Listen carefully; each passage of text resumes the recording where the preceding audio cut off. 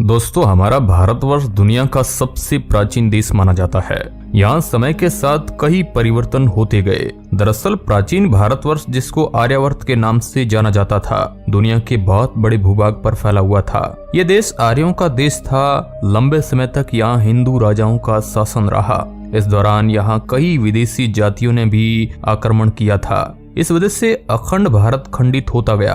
आपको यह जानकर ताज्जुब होगा कि 1947 तक आते आते हमारे देश से अलग होने वाले देशों की संख्या 15 से भी ज्यादा हो चुकी थी। आइए आज के इस वीडियो में हम जानते हैं कि वे कौन कौन से देश हैं जहां पहले भारतवर्ष हुआ करता था।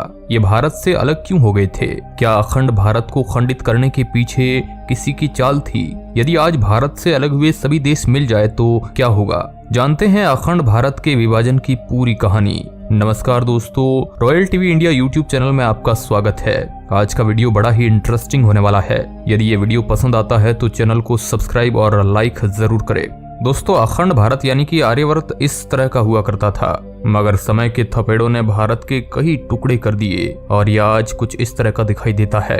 दरअसल आज भी दुनिया के 10 बड़े देशों में भारत का नाम शुमार है। अब आप ही बता सकते हैं कि यदि हमारा भारत खंडित नहीं हुआ होता तो आज कितना बड़ा होता। दोस्तों, भारत सहित इसमें अलग हुए सभी 15 देशों में हिंदू शाही राजाओं का शासन हुआ करता था। लेकिन आज से 2500 साल पहले हमारे देश पर विदेशियों ने कई आक्रमण किए थे। इसमें मुख्य रूप से अरब आक्रमणकारी, तुर्क, शक, खून, कुषाण, डच, फ्रांसीसी और अंग्रेज शामिल थे। इन विदेशी ताकतों ने भारत पर लंबे समय तक शासन भी किया था।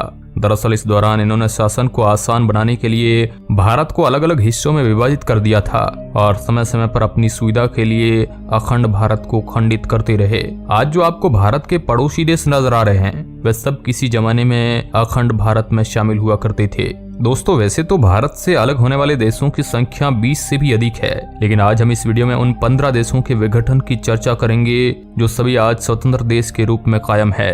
इनमें से कई देशों के रिश्ते भारत के साथ ठीक भी है, तो पाकिस्तान जैसे कुछ देशों के रिश्ते बहुत ही खराब है। आइए जानते हैं कब कौन सा देश भारत से अलग होकर नया देश बन गया था।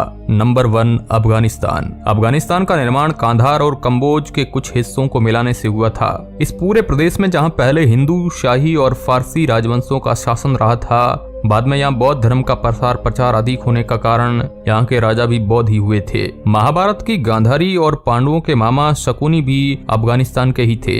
हालांकि आगे चलकर अफगानिस्तान पर सिकंदर ने आक्रमण कर दिया था। इसके बाद 7वीं शताब्दी में अरब के मुसलमानों और तुर्कों ने आक्रमण कर दिया था। हालांकि अंग्रेजी हुकूमत के दौरान अफगानिस्तान ब्रिटिश इंडिया के शासन के अधीन था। आखिर में 18 अगस्त 1947 को अंग्रेजों ने अफगानिस्तान को आजाद कर दिया था, जिसके बाद यह भारत से अलग होकर स्वतंत्र देश बन जाता है और आज इस पर तालिबानी सत्ता कायम है। नंबर 2 पर है नेपाल।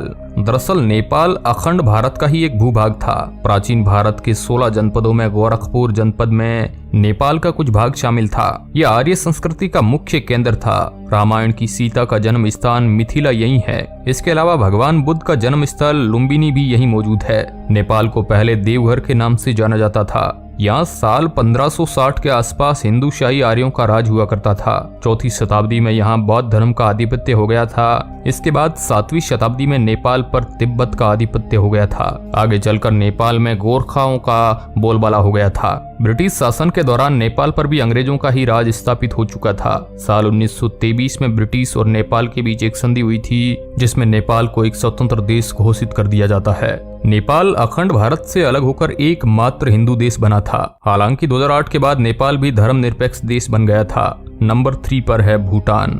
दोस्तों, भूटान भारत का अभिन्न अंग था। भूटान भौगोलिक रूप से हिंदुस्तान से जुड़ा हुआ था। भूटान में आज भी वैदिक और बौद्ध धर्म के लोग निवास करते हैं। साल 1906 में अंग्रेजों ने भूटान को अपने अधिकार में ले लिया था। भारत की आजादी के 2 साल बाद साल 1949 में भारत ने भी भूटान को वह सारी जमीन लौटा दी जो अंग्रेजों के पास थी। लेकिन आज भी भूटान की बाहरी सुरक्षा भारत के हाथों में है। नंबर 4, तिब्बत। अखंड भारत में त्रिविशतक का नाम तिब्बत ऋषि का और तुसाराटू राज्यों से मिलकर बना है। तिब्बत पहले हिंदू संस्कृति और धर्म का केंद्र हुआ करता था। पहले यहाँ हिंदू शायरी राजा का राज था। बाद में बौद्ध धर्म का प्रसार हो गया था। दरअसल आगामी दिनों में तिब्बत बौद्ध धर्म का गढ़ बन गया था। साल 1960 में ब्रिटिश इंडिया और चीन के बीच एक समझौता होता है। जिसमें तिब्बत के 2 भाग कर दिए जाते हैं। भारत की सीमा से सटा तिब्बत का दक्षिणी हिस्सा जो लामा को दिया गया था, जिसको भी साल 1954 में नेहरू जी द्वारा चीन को दे दिया गया। वर्तमान में पूरे तिब्बत पर चीन का अधिकार है। Number 5, Iran. अखंड भारत का भूभाग ईरान तक फैला हुआ है। ईरान का पहले नाम आर्यन हुआ करता था। कहा जाता है कि भारत के आर्य वहां जाकर बस गए थे। 7वीं शताब्दी के बाद ईरान के पड़ोसी देशों के अरबों ने ईरान पर आक्रमण करके अपने कब्जे में ले लिया था। इसके बाद यहाँ के आर्यों को इस्लाम में कन्वर्ट कर दिया गया। आज ईरान एक इस्लामिक कंट्री है। Number 6, Cambodia. दोस्तों, कंबोडिया अखंड भारत का ही भूभाग था। कहा जाता है कि प्रथम शताब्दी में कंबोडी नामक ब्राह्मण ने यहाँ हिंदू राज्य की स्थापना की थी। आपको ये जानकर हैरानी होगी कि आज भी विश्व का सबसे बड़ा हिंदू मंदिर कंबोडिया में ही है, जिसका फोटो वहाँ के राष्ट्रीय ध्वज पर लगी हुई है। ये देश हिंदू संस्कृति का सबसे बड़ा केंद्र था। भगवान विष्णु के इस विशाल मंदिर को देखकर अखंड भारत के बारे में गर्व होता है। दरअसल आगे चलकर कंबोडी ब्राह्मण के नाम से ही कंबोडिया नाम हो गया था। Number 7, Indonesia. दोस्तों, इंडोनेशिया किसी जमाने में भारत का ही हिस्सा हुआ करता था। यहाँ पहले हिंदू शाही राजा जिसमें बड़ी संख्या में हिंदू लोग रहते थे, मगर आगे चलकर मुस्लिम आक्रमणकारियों के कारण यहाँ मुस्लिम आबादी को बढ़ावा दिया गया। हालांकि आज भी यहाँ एक राम मंदिर मौजूद है जिसमें मुस्लिमों द्वारा पूजा की जाती है। इंडोनेशिया विश्व का सबसे ज्यादा मुस्लिम आबादी वाला देश है। Number 8, Myanmar.